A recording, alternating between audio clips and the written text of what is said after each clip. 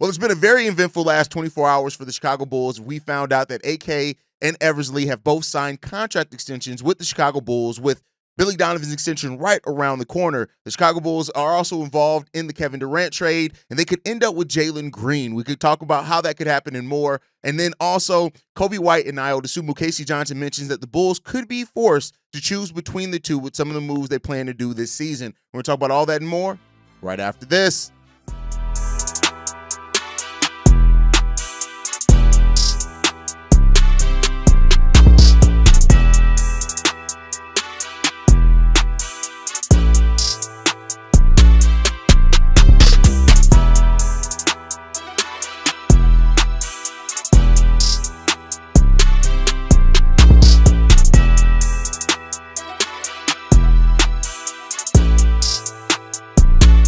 What's going on, Bulls fans? Welcome to another episode of Chicago Bulls Central, your number one spot for everything Chicago Bulls related. I'm the host there, Hayes, but more importantly, you guys can follow the channel at Bulls Central Pod on every social media platform we happen to be on. With that said, let's go ahead and get into this content for today, y'all. And let's start off. We're gonna push the AK and Eversley thing down to the bottom since we dropped an emergency episode when that happened. I want to start off with this recent trade rumors that came out. This one comes from Jeff Weinbach, who's worked for ESPN, The Athletic, other sources. He mentions how the Chicago Bulls could end up with Jalen Green in the Kevin Durant trade. Now, we did hear yesterday, and we talked about on yesterday's episode, how the Chicago Bulls could be involved in the Kevin Durant trade as the third team that takes on some salary, has the expiring salary that can also, be included in that deal, and they take back some more longer-term salary that the Suns don't want. And so reportedly in this, that the Houston Rockets trade package for Kevin Durant included Jalen Green, Jabari Smith, and the number 10 overall pick.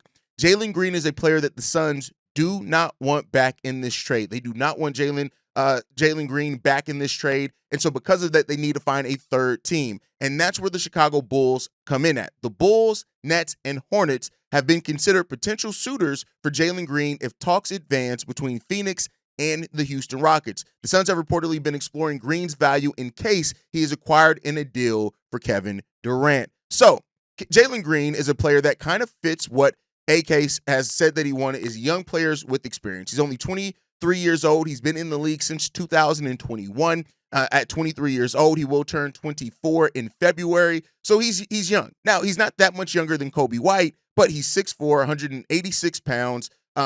He averaged 21 points per game last season, 19 the season before that, 22 the season before that. For his career, he averaged 20 points per game on 42% shooting and 34% shooting from the three-point line, 79% from free throw. He needs to get better in that place. But Jalen Green is one of those players to where if you talk about inconsistency is the name of Jalen Green's game. I mean, he is a very inconsistent player. One of the things that I had a question for him coming into like this last playoff run for the Rockets is that how many good Jalen Green games do you get?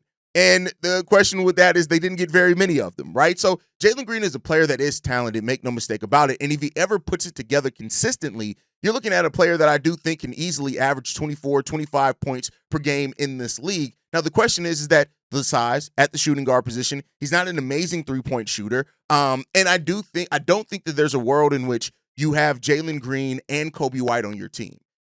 So that feeds into kind of the second thing that we're going to talk about here. But if the Bulls use the Kevin Durant trade to get off a contract like Nikola Vucevic or, even maybe a Patrick Williams to take on a Jalen Green contract, which Jalen Green's contract isn't great, but it's not horrible either. $33 million next year, $36 million the next two after that. It is a player option in that last year before the 27-28 season, but you'd be attaching yourself to at least 2 years of Jalen Green, more than likely 3, as I think he only would decline that option if he's had great seasons and he's looking to opt out to get more money right away and lock himself in.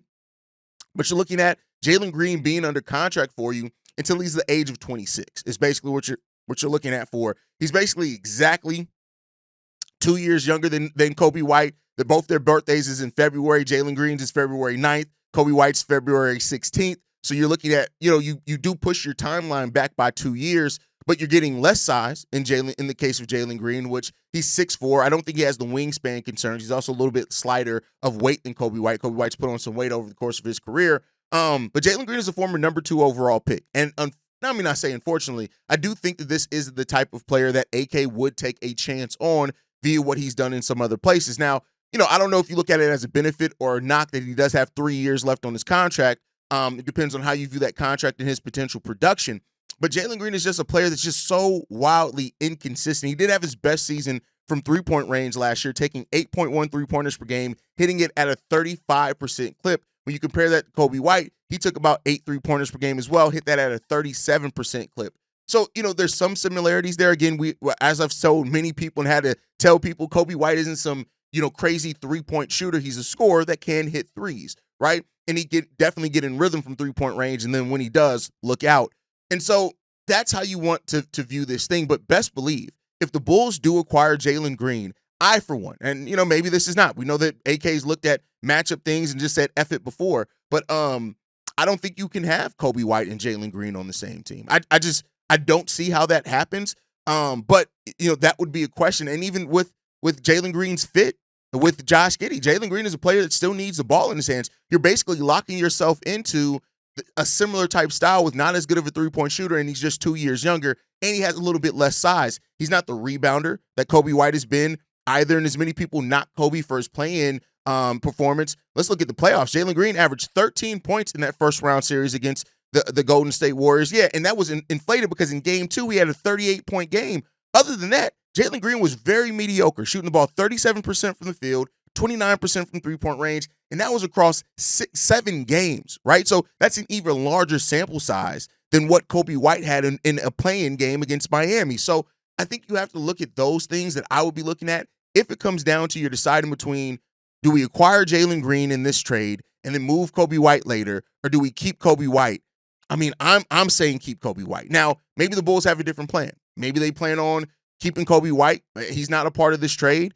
And you bring in Jalen Green. Jalen Green has to come off the bench, something he's done before in Houston as well. And you just figure it out at that point in time going forward, and you allow it to be what it's going to be. The Bulls could very well do that. They do need a scoring punch off the bench. Jalen Green could theoretically bring that, but you're talking about a player who started every single game in his career as Jalen Green.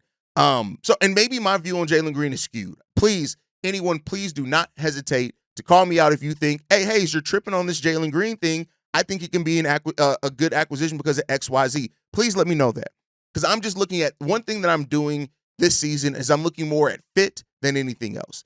Fit is the most important thing to me because I think in trying to build a culture, you have to draft, you have to trade with a certain fit in mind. Yes, you still want to take players that you feel have star level upside if you have an opportunity to do that. But I do think as you're looking to develop and evaluate, you can cause some things to look off in that or mess up your evaluation of players if you bring in players that don't necessarily fit a style and then force the players that we have to play kind of awkwardly, right? So that's just something that I'm looking at. For all I know, AK and Eversley don't give a shit about that. They could be looking at a player that's in their 4th year that's still only 23 years old, a former number 2 overall pick, and saying, all right, bet, this is the guy that we want to attach ourselves to.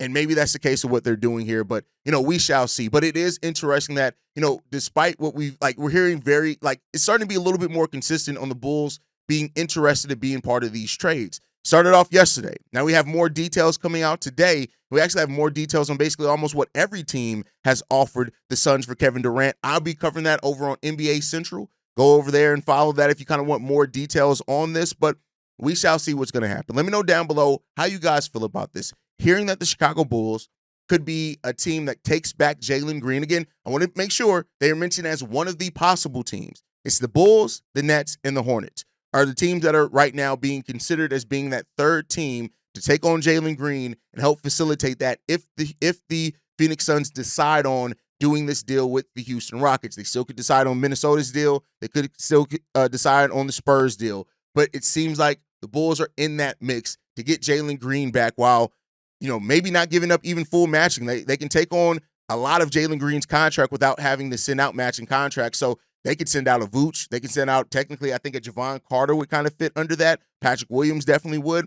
Let me know what you guys think on that down below. All right, let's get into this next topic because KC Johnson, who, like I said, I never take everything that KC says as 100% like the truth. I do think that KC hears things directly from the Bulls front office, that he hears kind of talks, conversations, and different things that could be going on. But with that said, KC Johnson talked a little bit about the Bulls situation yesterday on the Chicago lead. He said this: "I've been saying for a while from my seat, they got to look at the trade either Ayo or Coby because I think it'll be very hard to re-sign both of them after next year when they both have unrestricted free agency. So I think you got to get out in front of things like that. What's crazy is they value both players highly, and they obviously are a big part of how they want to play stylistically.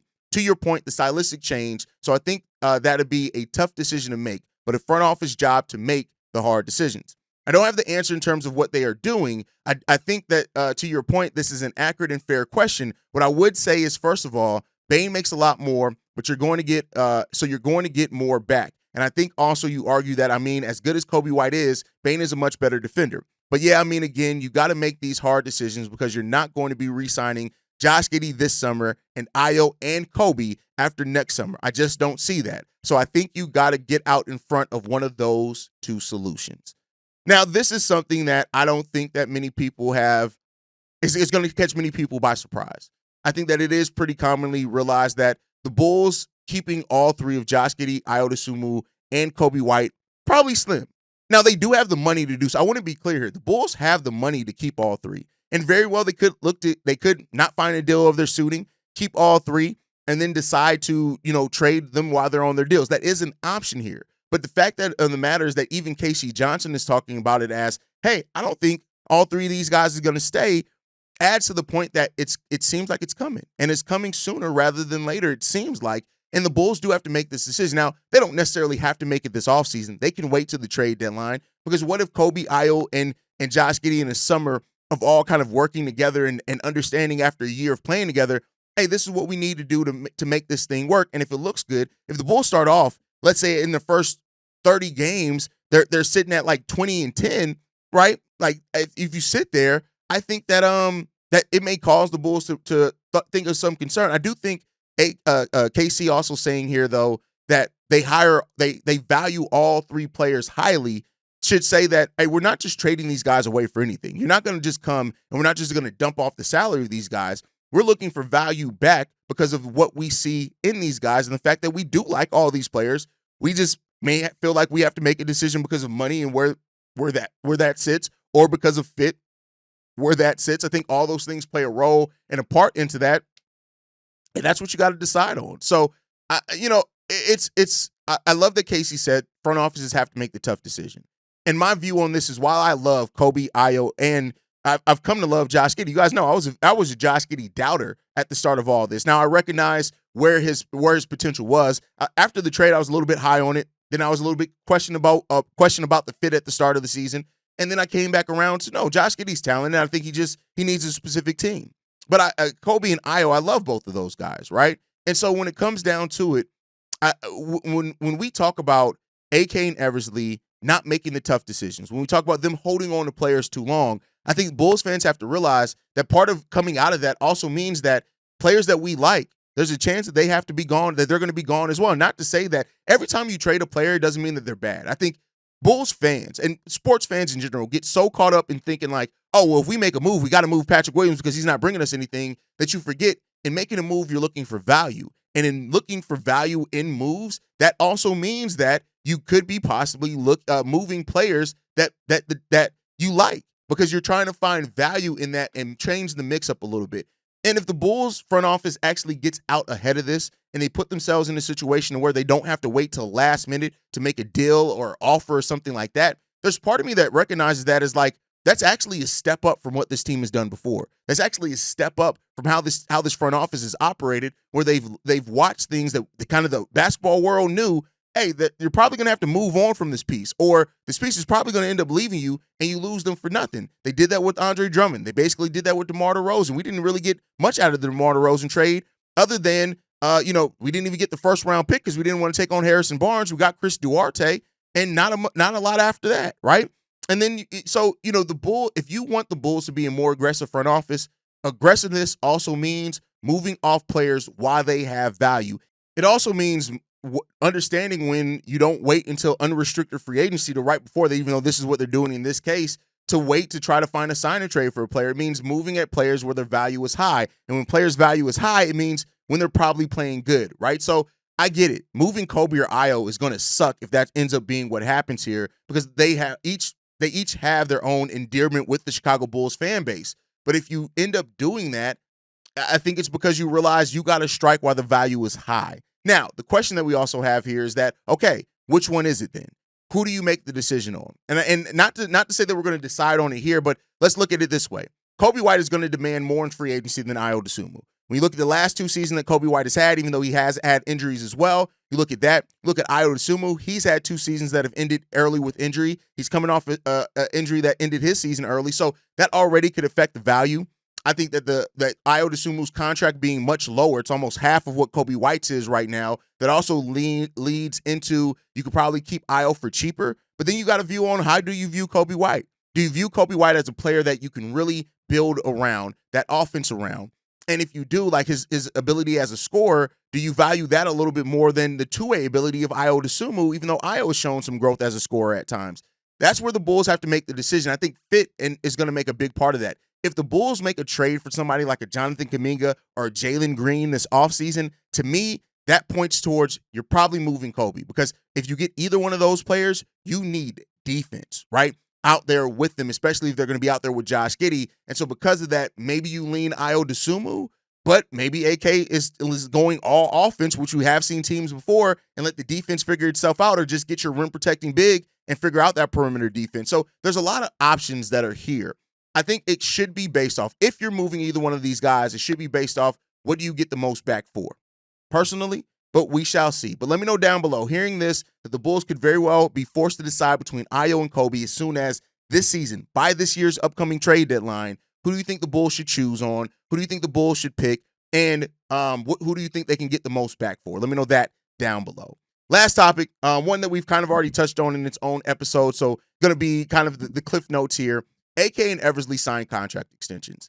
And like I said, when the move went down, this shouldn't be a surprise. When you're going to, like, there's very rare that a front office extends a coach to have a deal longer than they're going to be there. And when we heard that Billy Donovan was going to get his contract extension, it's natural to think that AK and Eversley are going to get theirs too. It got announced yesterday. Drew Stevens from the Bigs, he also works for CHSN, released it kind of first yesterday that AK and Eversley have signed their contract extension with the Chicago Bulls, and Billy Donovan is next. And I get it. I get the initial reaction, and the right reaction is going to be the Bulls once again attaching themselves to mediocrity. And you're not wrong for feeling that way at all, right? But I think that the thing that you have to look at in this as well, it comes down to this for me, is that when you allowed this front office to start a roster reset, right? Regardless if you want to call it a rebuild, a retool, whatever you want to call it.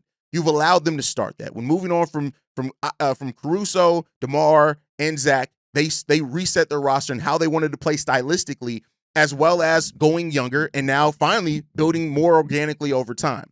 They got all their first-round picks back, right, in the Zach LaVine trade, so now there's no more protections on any of their picks. And the books are clean, right? The Bulls are in the best financial situation that they've probably been in the last 10 years, right? So now it gives you a chance to really evaluate what this front office is going to do. You have all your draft picks. You got talented young pieces in Josh Giddey, Matas Busilis, Coby, and Ayo. So you even got assets if you want to move off from those guys. You got cap space all the way going into 27 offseason, right? So you got tremendous flexibility in draft, cap space, and in roster mobility. You have that coming in here now. The Bulls, after next season, have like 5 players under contract. You have complete mobility. Now let's see what you're going to do. And to me, part of me understands that. It's like, okay, rather than have a new front office come in here and have to try to make while you're in the middle of doing something, let's see you see this out. Where do you have the Bulls in 1, 2, 3 years, right? Now that you have that clear debt, I understand that. Business-wise, I understand that. Of course, the optics of it, with the Chicago Bulls being a team that this was the first year in a while that our record hasn't gotten worse from last year, that the optics of it is going to look like the Bulls once again tie themselves to mediocrity. And that's just going to be what the way that it's going to view it. It's going to be on AK and Eversley to prove that they aren't going to stay in this mediocre place. And that starts with this season, right? Last season, you were able to have the same record that you had the season before, despite all the change that you had. Now, the question is can you finally take a step up? If the Bulls go from 39 to 41, 42, hell, if they can get above 500, that shows progression, right? And hopefully in doing that, it shows more clarity in your roster. The Bulls right now, I hate to say this, but their real big three is AK, Eversley, and Billy Donovan. That's their big three. That's the core that the Bulls ownership has invested themselves in. And it sucks, but that's just the reality of where it is. So now we got to see what they're going to be able to do with this extra time that's ahead of them. I wouldn't be surprised if Billy Donovan gets his contract extension announced within the next day or two. It's probably coming. But yeah, that's what it seems like it's at. And that's just really what it is. AK and Eversley are locked into contract extensions. Of course, the years weren't announced. I don't think they'll ever be announced. But I would guess it's probably a 2 or 3 year extension. And we'll just see what happens at that point and what they can do. They started something. Now let's see if you can actually finish it. And we'll see where that ends up leaving Bulls and Bulls fans. But that's my time for today, guys. Make sure you guys are following us at Bulls Central Pod. You can send us any feedback, questions, comments, concerns.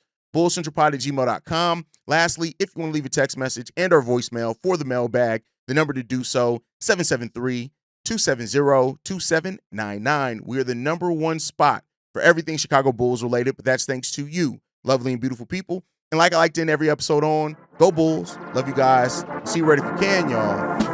Peace.